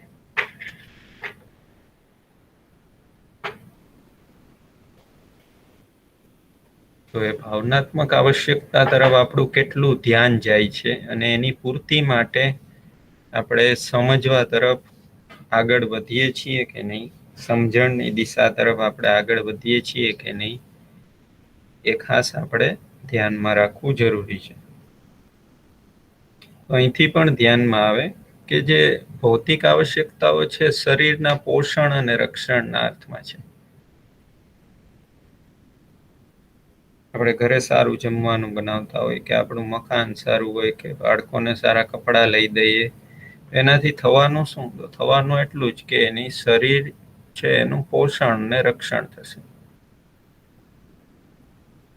તો જેટલી પણ ભૌતિક આવશ્યકતાઓ છે એનો મૂળ હેતુ એટલો જ છે કે શરીરનું પોષણ અને રક્ષણ થાય. એના અર્થમાં જ ભૌતિક આવશ્યકતાઓ છે. ત્યારે ભાવનાત્મક આવશ્યકતાઓ છે જીવન સાથે જોડાયેલી છે. એ મન, વૃત્તિ, ચિત્ત સાથે જોડાયેલી વસ્તુ છે. તો એ સમજપૂર્વક જ પૂરી થઈ શકે. તો આ જો ધ્યાન જાય તો પરિવાર છે એમાં સંબંધોનું આગળ સ્વરૂપ શું હશે ને સમજવામાં આપણને ધ્યાન છે. કે પરિવારમાં આપણે ખાલી ભૌતિક આવશ્યકતાઓની પૂર્તિની જવાબદારી લીધેલી છે કે એનાથી આગળ જઈને આપણે ભાવનાત્મક દ્રષ્ટિએ પણ આપણા સંબંધોને જોઈ શકીએ છીએ. ભાવનાત્મક જે આવશ્યકતાઓ છે એની પૂર્તિ કરવાની જિમ્મેદારી પણ આપણે લીધેલી છે કે નહીં. પરિવારના વડીલના રૂપમાં, પરિવારના સદસ્યના રૂપમાં આપણી કોઈ એક ભૂમિકા છે.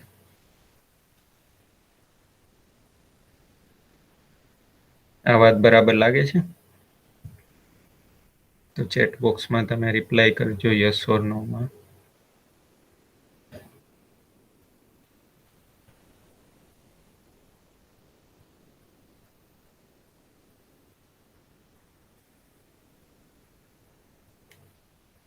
જ્યારે બી તમને એવું લાગે કે ના વાતમાં મારે કંઈ કહેવા જેવું છે તો તમે માઇક ઓન કરીને કહી શકો. તમારા એક્સપિરિયન્સ છે શેર કરી શકો.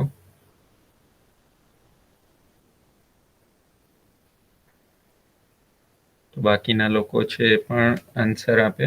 પરમાર અનિલ કે કન્વી.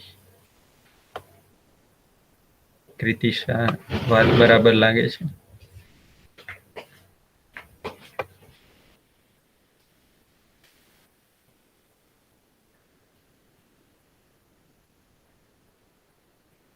આ વસ્તુને આપણો વર્કશોપ પૂરો થયા પછી તમે પરિવારમાં બી આની ચર્ચા કરી શકો, અને તમને એવું લાગે કે ના આ વાત બરાબર નથી અથવા વાત બરાબર છે, તો તમે એને શેર કરી શકો.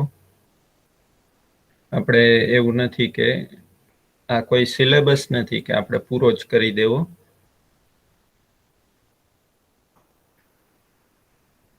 Okay, thank you. તમારા જે રિસ્પોન્સ આવે છે એના પરથી ખ્યાલ આવે છે કે ના તમને વાત તો સમજાય તો છે, અને વધારે સારી રીતના સ્પષ્ટતાથી સમજાય એના માટે આગળ બી આપણે પ્રયાસ કરી શકીએ, અલગ અલગ રૂપમાં ચર્ચાના માધ્યમથી, અને વ્યક્તિગત રૂપમાં બી આપણે ચર્ચા કરી શકીએ, ફોન કોલથી, ઇન્ટરનેટથી કે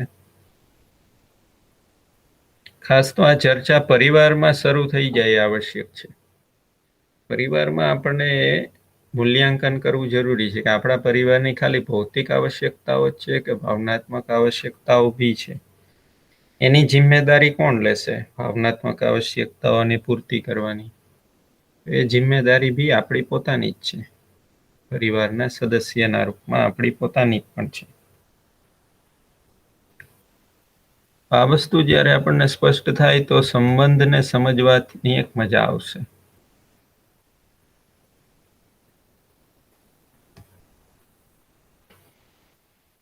તો નેક્સ્ટ આપણે સંબંધ વિશે છે થોડી વાત કરશું, અને પછી છે આપણું સેશન છે અહીંયા પૂરું કરશું. કે એક માનવના રૂપમાં એ સ્પષ્ટતા થાય કે મારું જે લક્ષ્ય છે એ નિરંતર સુખી થવું અને સમૃદ્ધિ, એ જ મારું લક્ષ્ય છે. અને મારું જ નહીં પણ પરિવારના તમામ સદસ્યોનું અને સમગ્ર માનવજાતનું લક્ષ્ય એક જ છે, સુખી થવું અને સમૃદ્ધ થવું. આનાથી વધારે આપણે કંઈ ઈચ્છા બી ન રાખી શકીએ. જુઓ, એનાથી વધારે તમને કોઈ વિચાર બી નહીં આવે. આનાથી વધારે જીવનમાં કોઈ અપેક્ષા બી નથી કે પરિવારમાં આપણે બધા નિરંતર સુખી થવા માંગીએ છીએ અને સમૃદ્ધિ ઈચ્છીએ છીએ. તો આપણું જ નહીં, સમગ્ર માનવ જાતનું લક્ષ્ય આ જ છે. તો આનાથી આપણને એ ખ્યાલ આવે કે જે કોઈ પરિવારમાં આપણા જે સંબંધો છે આ લક્ષ્યના અર્થમાં છે. આપણે બધા પરિવારમાં એક છત નીચે રહીએ છીએ, તો સાથે મળીને કરવાનું છે શું? તો સાથે મળીને સમજપૂર્વક આપણે સુખી થઈ શકીએ, એક સંભાવના છે આપણને દેખાશે. માણસ માણસ વચ્ચેનો સંબંધ કયા અર્થમાં છે? તો કે જે માનવનું જે લક્ષ્ય છે સુખી થવું અને સમૃદ્ધ થવું, એ લક્ષ્યના અર્થમાં આપણે એકબીજા સાથે જોડાયેલા છીએ.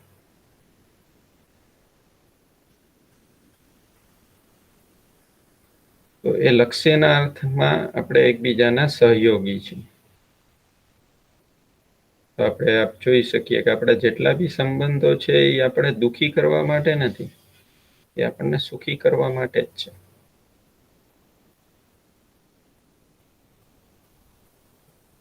આપણે પણ બીજા લોકો સાથે સંબંધમાં જોડાયેલા છીએ, તો આપણે આપણી પોતાની ઈચ્છાને ઓબ્ઝર્વ કરી શકીએ કે આપણે સુખી થવાના અર્થમાં જ એકબીજા સાથે જોડાયેલા છીએ.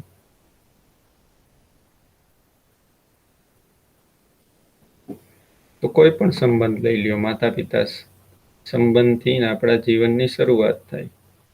આપણે જન્મીએ ત્યારે માતા પિતા સંબંધથી જ આપણે શરૂઆત કરીએ. તો સંબંધ છે નેચરલ છે. જન્મતાની સાથે જ આપણને કોઈ સંબંધો છે ગિફ્ટમાં મળે છે. આ બધા સંબંધો છે ને આપણે સુખી થવાના અર્થમાં, સમજદારીના અર્થમાં છે જોઈ શકીએ, આપણા વિકાસના અર્થમાં જોઈ શકીએ. માતા પિતા સંબંધ છે, ભાઈ બહેન સંબંધ છે, મિત્ર મિત્ર સંબંધ છે, ગુરુ શિષ્ય સંબંધ છે, પતિ પત્ની સંબંધ છે, આપણે કોઈ જગ્યાએ જોબ કરતા હોય તો એમ્પ્લોયર એમ્પ્લોયી સંબંધ છે, અને એક વ્યક્તિનો સમગ્ર માનવ જાત સાથેનો કોઈ સંબંધ છે. આ બધા સંબંધોથી આપણે જોડાયેલા છે. આ બધા સંબંધો છે એકબીજાને હેરાન કરવા માટે નથી, એકબીજાને દુખી કરવા માટે કે તકલીફમાં મૂકવા માટે નથી. એ સમજવું આવશ્યક છે કે આ બધા સંબંધો શા માટે આપણને મળેલા છે. આ બધા સંબંધોમાં જીવીને જ આપણે સુખી થઈ શકીએ. આ બધા સંબંધોમાં જીવીને જ આપણી ક્ષમતા છે એનો વિસ્તાર થાય છે. તો ખાલી એક માતા પિતા અને સંતાન સંબંધ જોઈએ તો પણ આપણને ધ્યાનમાં આવે કે માતા પિતાની જે ભૂમિકા છે સંતાનના વિકાસના અર્થમાં છે. સંતાન છે એ પરિપક્વ બને, એ પોતે પણ કોઈ જિમ્મેદારી લેતું થઈ જાય, એ કોઈ સમજદારી જિમ્મેદારી સંપન્ન બને, એ અર્થમાં જ સંબંધ છે. આ એક નહીં, બધા સંબંધ જે છે એ આપણા વિકાસના અર્થમાં સહયોગી છે.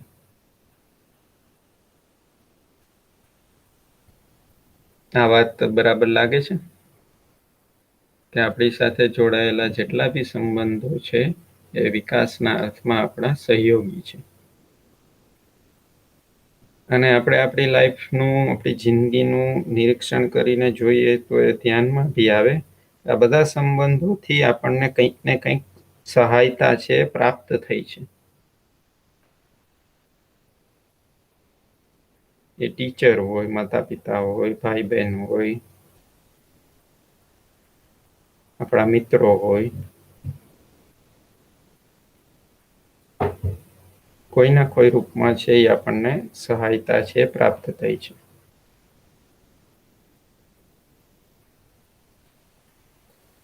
હવે આ જે સંબંધો છે એ કોઈ નિશ્ચિત જિમ્મેદારીનું નામ છે. જ્યારે આપણે માતા પિતા બોલીએ તો કોઈ એક નિશ્ચિત જિમ્મેદારી છે નિભાવે છે, એને જ આપણે માતા પિતા કહીએ છીએ.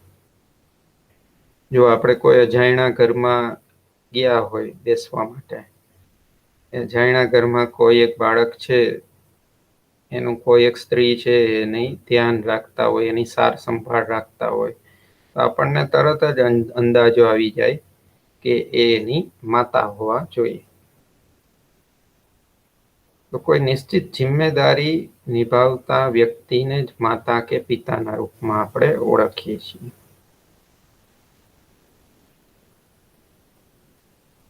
એવી જ રીતના પતિ પત્ની સંબંધ છે, ટીચર સ્ટુડન્ટ સંબંધ છે.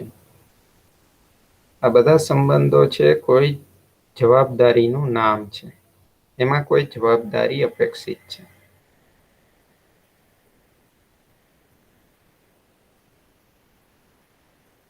બરાબર લાગે છે આ વાત કે દરેક સંબંધ છે એમાં કોઈ જવાબદારી અપેક્ષિત છે.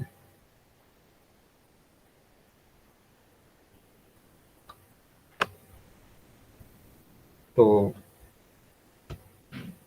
પ્રત્યેક જે સંબંધ છે એ કોઈ નિશ્ચિત પરિપક્વતાને ધ્યાનમાં રાખીને છે. માતા પિતા બનવા માટે કોઈ એક પરિપક્વતા, કોઈ એક સમજદારી છે એ અપેક્ષિત છે. કોઈના પતિ કે પત્ની બનવા માટે કોઈ એક પરિપક્વતા, કોઈ એક સમજદારી છે એ અપેક્ષિત છે. ટીચર બનવા માટે કોઈ એક સમજદારી, કોઈ એક પરિપક્વતા છે એ અપેક્ષિત છે. તો દરેક સંબંધ જે છે એ કોઈ નિશ્ચિત સમજદારી અને જિમ્મેદારીનું નામ છે. એ સંબંધ છે એમાં ત્યારે જ આપણું કોઈ યોગદાન શક્ય બને જ્યારે આપણે કોઈ સમજદારી, જિમ્મેદારી ઉઠાવવા માટે તૈયાર હોય.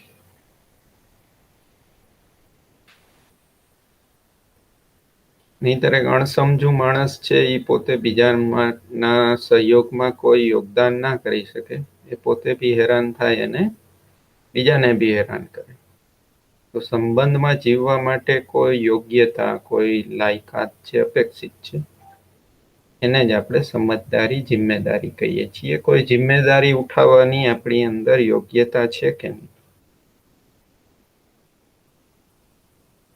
તો એ અપેક્ષિત છે. પ્રત્યેક સંબંધમાં કોઈ પરિપક્વતા, કોઈ સમજદારી, કોઈ યોગ્યતા અપેક્ષિત છે.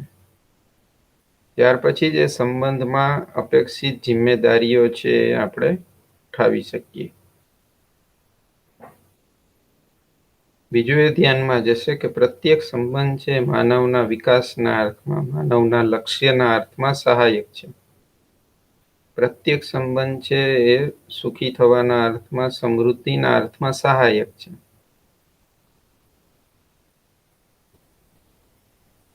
આ પણ ધ્યાન જવું આવશ્યક છે. એનાથી પરસ્પર છે વિશ્વાસ છે બને સંબંધમાં.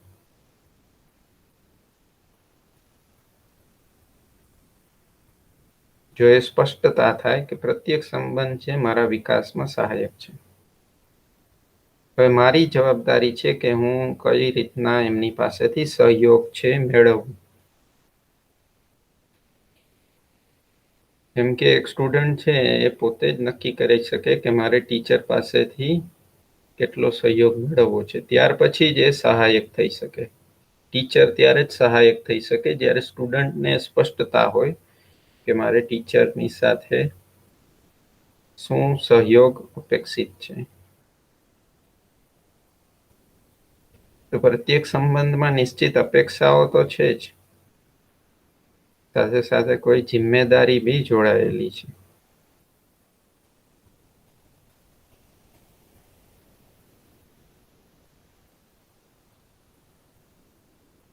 જેમ કે આપણે એ જિમ્મેદારીઓ નિભાવતા બી હોઈએ છીએ. જેમ કે આપણી એક અપેક્ષા હોય કે આપણું સંતાન છે એ ભણી ગણીને આપણું નામ રોશન કરે, ખૂબ સારું ધન કમાય, સારી જોબ મેળવે. તો એ અર્થમાં આપણે આપણું તન મન ધન છે એનું સમર્પણ બી કરતા જ હોઈએ છીએ.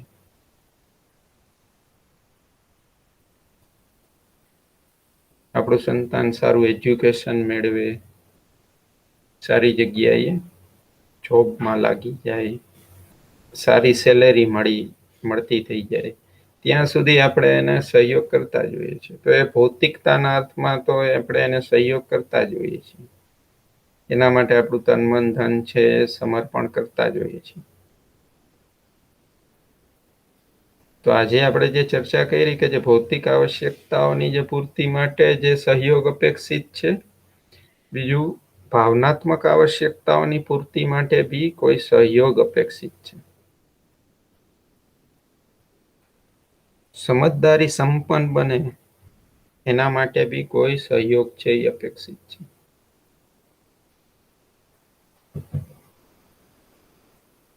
પ્રત્યેક સંબંધ છે એમાં ભૌતિક આવશ્યકતાઓની અને ભાવનાત્મક આવશ્યકતાઓની પૂર્તિ માટે પરસ્પર આપણી કોઈ જિમ્મેદારી બનેલી છે.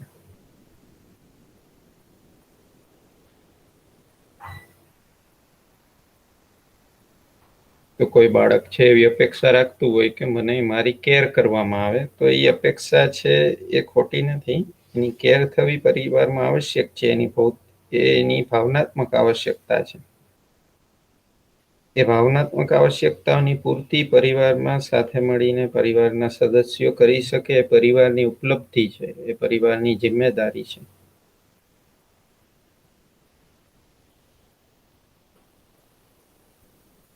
તો પ્રત્યેક સંબંધ છે નિશ્ચિત અપેક્ષા બી હોય છે અને એમાં કોઈ નિશ્ચિત જિમ્મેદારી પણ જોડાયેલી છે. અને જિમ્મેદારીના આધાર ઉપર જ આપણે સંબંધને ઓળખીએ છીએ.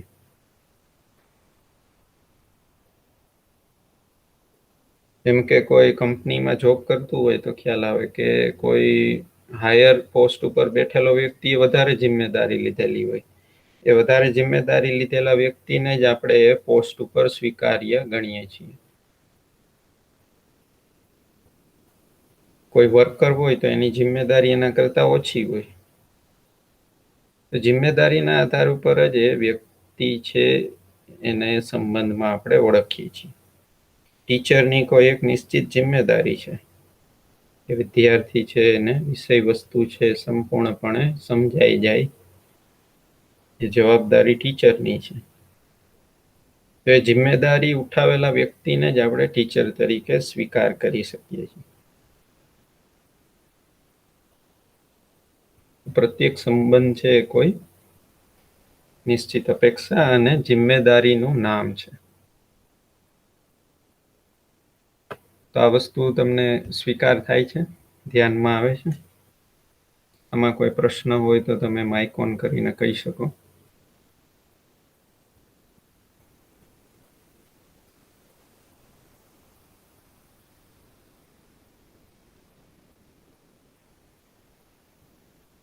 તો આજના સેશનનો આપણો આ છેલ્લો ટોપિક અહીંયા સુધી આપણે રાખીએ છીએ. આજના સેશનમાં આપણે જે ચર્ચા કરી એને આપણે સમરાઇઝ કરીએ કે શું શું આપણે વાત કરી આજે.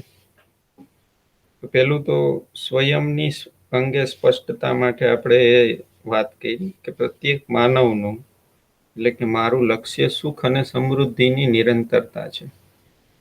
હું સુખ અને સમૃદ્ધિની નિરંતરતા ઈચ્છું છું. પછી એક આપણે એ ઓબ્ઝર્વેશન લીધું કે સુવિધાઓથી જે સુખ પ્રાપ્ત થાય છે એ થોડા સમય માટે રહે છે, ક્ષણિક હોય છે. સંબંધોથી કે ભાવથી જે પ્રાપ્ત થતું સુખ છે એ થોડા લાંબા સમય સુધી રહે. સંબંધોમાં આપણને જે સુખ પ્રાપ્ત થાય છે, અને સમજ અથવા તો જ્ઞાનથી જે સુખ પ્રાપ્ત થાય છે એ નિરંતર રહે છે. એની નિરંતરતા સંભવ છે. એટલા માટે સમજવું છે માણસ માટે એક આવશ્યક કાર્યક્રમ બની જાય છે. પછી આપણે જોયું કે માણસ છે એમાં ખાલી શરીર જ નથી, એમાં કોઈ ઈચ્છા કરતું, વિચાર કરતું અને આશા કરતી કોઈ ક્રિયાઓ થાય છે, જેને આપણે મન, વૃત્તિ, ચિત્તની ક્રિયાઓ કીધી. તો માનવ છે જીવન અને શરીરનું સંયુક્ત રૂપ છે. તો એને આપણે એ સેન્સમાં અલગ રીતના એ પણ જોયું કે માણસમાં ભૌતિક આવશ્યકતા હોય છે અને ભાવનાત્મક આવશ્યકતા છે. માણસની ખાલી ભૌતિક આવશ્યકતાઓની પૂર્તિ થવી એ જ જરૂરી નથી, ભાવનાત્મક આવશ્યકતાઓની પણ પૂર્તિ કરવી જરૂરી છે. અને ભાવનાત્મક આવશ્યકતાઓ છે પ્રાથમિક છે, એ આપણા જીવન માટે સૌથી વધારે અગત્યની છે, કારણ કે નિરંતર આવશ્યકતા છે. એ સતત જોઈએ ભાવનાત્મક આવશ્યકતાઓ છે. તો ભૌતિક આવશ્યકતાઓ જે છે શરીરથી સંબંધિત છે, અને ભાવનાત્મક આવશ્યકતાઓ છે જીવનથી સંબંધિત છે. આના તરફ પણ તમારું ધ્યાન ગયું હશે. ત્યાર પછી આપણે સંબંધોને સમજવા માટે પ્રયાસ કર્યો કે માનવના જે કોઈ પ્રત્યેક સંબંધો છે એને સુખી થવાના અર્થમાં, પરિવારને સમૃદ્ધિના અર્થમાં સહાયક છે. સંબંધો છે એ દુઃખી કરવા માટે નથી, સંબંધો છે સુખી થવા માટે અને સમૃદ્ધિના અર્થમાં સહાયક છે. બીજું, સંબંધોના જે અલગ અલગ પ્રકાર છે, માતા પિતા સંબંધ છે, ભાઈ બહેન સંબંધ છે, ગુરુ શિષ્ય સંબંધ છે, એમ્પ્લોયર એમ્પ્લોય સંબંધ છે, પતિ પત્ની સંબંધ છે. આ પ્રત્યેક સંબંધ છે એમાં કોઈ નિશ્ચિત અપેક્ષા છે અને કોઈ નિશ્ચિત જિમ્મેદારી બી છે. એ જિમ્મેદારીની સાથે જે સંબંધમાં સુખી થવું છે એ શક્ય બને છે. એ અપેક્ષાઓને ઓળખવી અને અપેક્ષાઓની પૂર્તિ માટે જિમ્મેદારી ઉઠાવવી,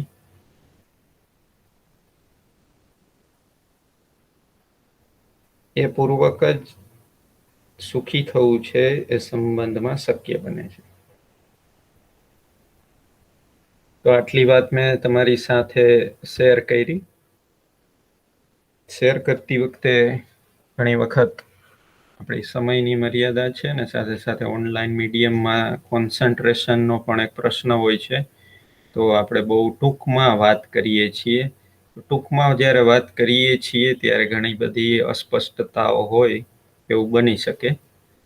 તો એ તમે જ્યારે બી તમને સમય મળે તમે તમારી અસ્પષ્ટતાઓ છે એ રજૂ કરી શકો. એના માટે અમે આ એક વર્કશોપ જ નહીં પણ કન્ટિન્યુઅસલી કામ કરીએ છીએ વિદ્યાર્થીઓ સાથે અને વિદ્યાર્થીના પરિવાર સાથે, કે જેથી કરીને આપણે બધા સાથે મળીને સમજદારીની દિશામાં આગળ વધી શકીએ અને આગળની પેઢી છે એનું ભવિષ્ય છે એ વધારે સારું બનાવી શકીએ. તો એ જિમ્મેદારી સાથે છે હું તમારી સાથે કોઈ વાત શેર કરું છું. કોઈ એમાં અતિશયોક્તિ થઈ હોય તો એ તમે મને ધ્યાન દોરાવશો તો એ આપણે દૂર કરશું. કોઈ વાત તમને સ્પષ્ટ ન થઈ હોય તો એ પણ તમે કહી શકો, તો એને વધારે નેક્સ્ટ કાલના સેશનમાં આપણે ડિસ્કસ કરશું. તમારા કોઈ પ્રશ્નો હોય, કોઈ પણ પ્રશ્ન, ખાસ કરીને સંબંધોને લઈને અથવા તો પરિવારમાં માતા પિતાનો સંતાન સાથેના સંબંધને લઈને પણ તમે કોઈ પ્રશ્નો રજૂ કરી શકો, તો એ વધારે આપણા ચર્ચા છે એને વધારે સાર્થક બનાવશે. તો આ સેશન છે એ વધારે મિનિંગફુલ રહે છે કે નહીં તમારા માટે? આપણે જે કોઈ વાત કરીએ છીએ બરાબર છે કે નહીં?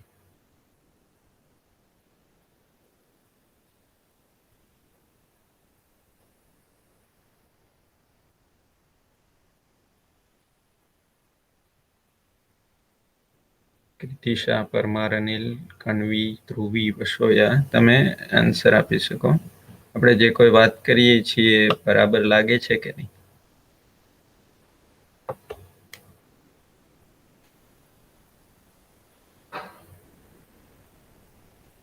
એમાં કોઈ તમારે કંઈ કહેવું હોય તો કહી શકો. ઓકે, તો આજનો સેશન છે અહીંયા આપણે પૂરો કરીએ છીએ. આવતીકાલે આ જ લિંક ઉપર 3 વાગે છે આપણે મળશું, અને આવતીકાલે માતા પિતાનો પુત્રી સાથેનો જે સંબંધ છે એના ઉપર આપણે વાત કરશું, અને ત્યાર પછી આપણું સેશન છે આપણે સમાપ્ત કરશું. તો થેન્ક યુ, ખૂબ ખૂબ આભાર તમારો કે આ જે ચર્ચા છે, આ જે વર્કશોપ છે એમાં તમે જોડાયા. ફરી પાછા આપણે આવતીકાલે મળશું. તમે છે મીટિંગ લેફ્ટ કરી શકો છો.